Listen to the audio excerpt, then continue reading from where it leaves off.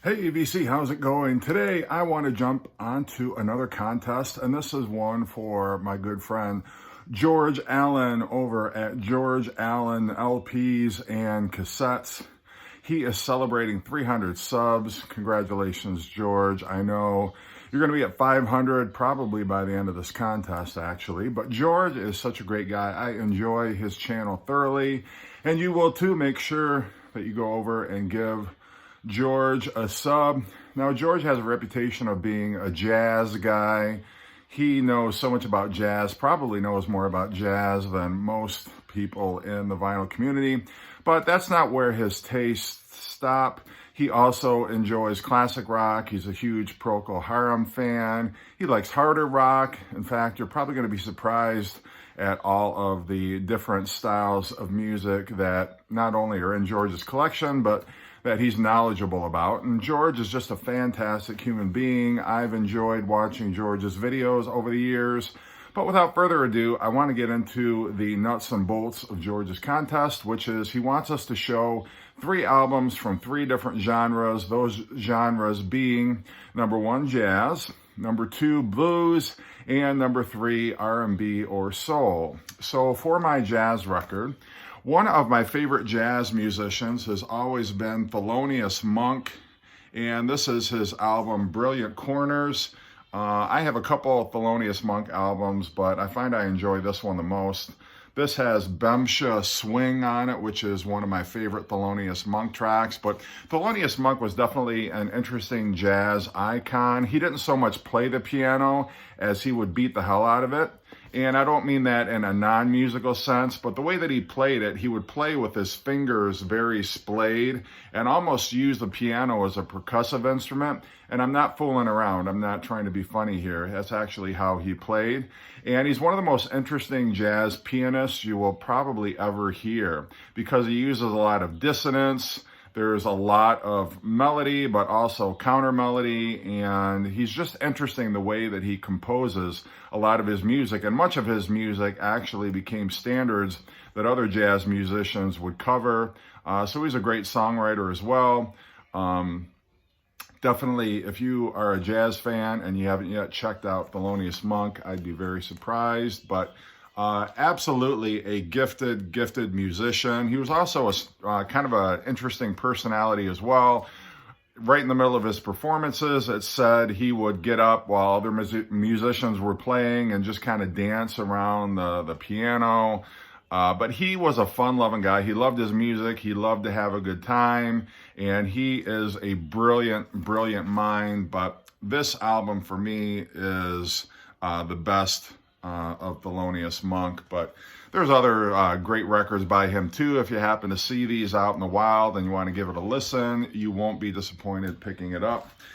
All right, for my blues album, I'm going to show John Cougar, the great bluesman from, I think it was Indiana, if I'm not mistaken.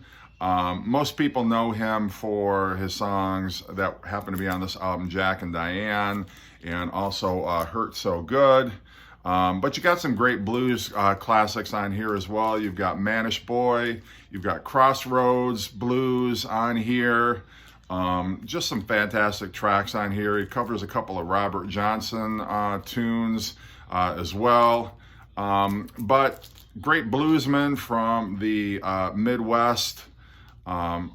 Since changed his name to, well, not changed his name, but John Cougar was his stage name. They felt it was a little more bluesier than the John Mellencamp name that he grew up with. So they're like, okay, you're a bluesman.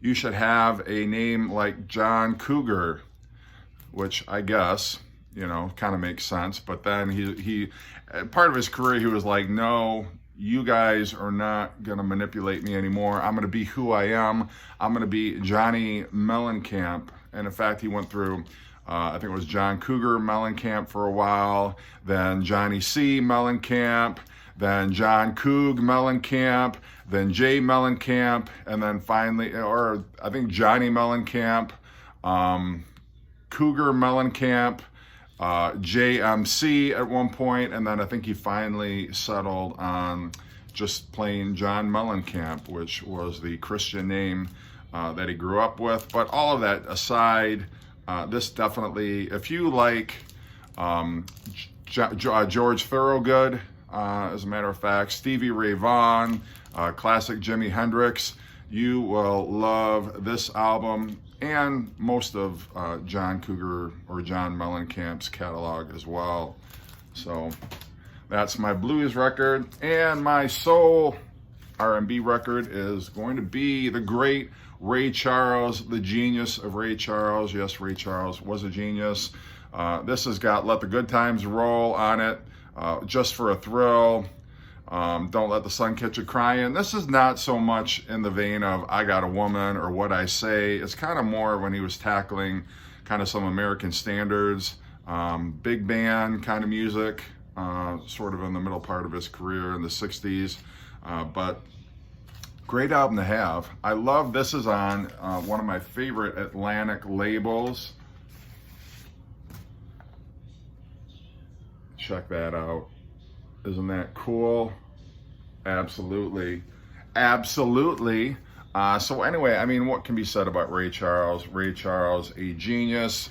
Beatles were huge fans of Ray Charles. So many musicians, even today, cite Ray Charles as an influence.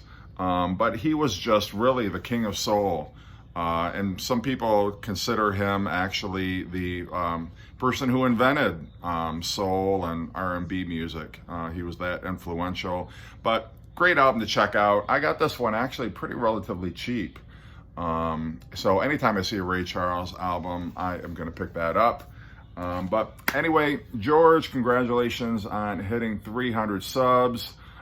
Great channel. Please check George Allen out. Give him a sub. He is such a great guy. And I mean that from the bottom of my heart. He is one of the most genuine people in the vinyl community and such a sweet guy. You'll instantly fall in love with him and his channel, I promise you. So anyway, hope everybody's doing great. Take care.